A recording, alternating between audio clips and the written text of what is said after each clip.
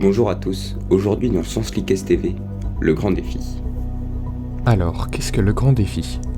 Nous allons aujourd'hui essayer d'étudier et d'expliquer les phénomènes présents entre de l'huile, de l'eau et du sucre.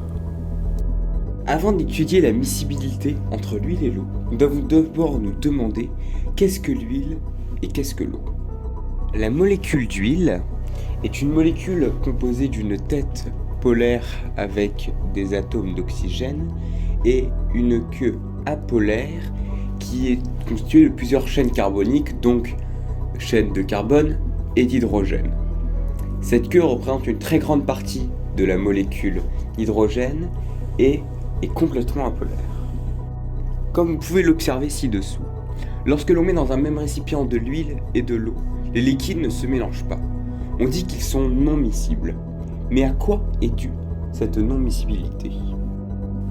Cette non-miscibilité est due à la structure moléculaire de l'huile. Cette dernière, de par sa structure, possède une grande partie hydrophobe et donc ne se mélangera pas avec l'eau.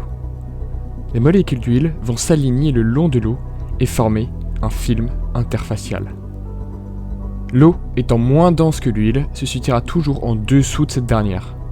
Ils sont donc bien non miscibles. Maintenant que nous avons compris pourquoi les deux liquides ne se mélangeaient pas, rajoutons un peu de sucre. Avant d'introduire notre sucre, il faut nous poser la question sur qu'est-ce qu'est le sucre. Le sucre est un solide moléculaire, c'est-à-dire qu'il est composé de molécules statiques et régulièrement ordonnées. Ces molécules vont donc très faiblement bouger et rester compactes. Maintenant que nous savons que le sucre est un solide moléculaire, nous pouvons nous demander qu'est-ce qui assure la cohésion de ce solide moléculaire. On va alors retrouver deux liaisons qui nous seront utiles tout au long de l'expérience. Tout d'abord la liaison de Van der Waals et dans un second temps la liaison hydrogène. Alors, que sont ces liaisons ? Pour la liaison de Van der Waals, lorsque deux atomes créent une liaison covalente, le doublet liant est plus ou moins au centre en fonction de l'électronégativité des deux atomes respectifs. On observe ainsi la création de dipôles électriques. Les liaisons de Van der Waals sont donc des liaisons entre ces dipôles. Plus la différence d'électronégativité est élevée, plus la liaison de Van der Waals est forte. Pour les molécules non polaires, il se crée une polarité instantanée lorsque les électrons se déplacent. Passons maintenant aux liaisons hydrogène. L'hydrogène possède une électronégativité faible. Grâce à cela, lorsqu'un atome d'hydrogène se lie avec un autre atome, la liaison entre les deux est plus élevée. On appelle cette dernière la liaison hydrogène. Ce sont donc ces deux liaisons qui assurent la rigidité et la solidité du solide moléculaire qu'est le sucre.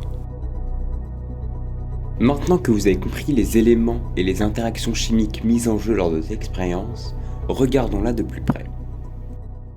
Lors de cette première phase, on voit que le sucre reste bloqué dans l'huile et des molécules d'huile vont s'accrocher au sucre qui va s'amasser et au final, car il a une densité beaucoup plus importante, tomber au fond.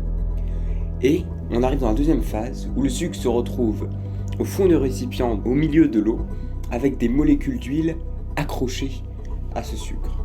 Les molécules d'huile vont rencontrer des molécules d'eau et ayant une grande partie hydrophobe, ces dernières vont s'échapper du sucre qui reste compact grâce aux liaisons hydrogène et aux liaisons de Van der Waals. Et ces molécules d'huile vont donc remonter dans une troisième partie à la surface, car elles sont beaucoup moins denses et hydrophobes. Nous observons qu'ensuite un état final où toute l'huile en contact avec de l'eau est remontée en haut et le sucre beaucoup plus dense et rigide au fond du bocal. Vous avez maintenant tout compris, merci de nous avoir écoutés. À votre tour maintenant d'essayer cette expérience. N'hésitez pas à vous abonner et à mettre un pouce bleu à la vidéo si le contenu vous a plu. Et à bientôt dans ScienceClick STV.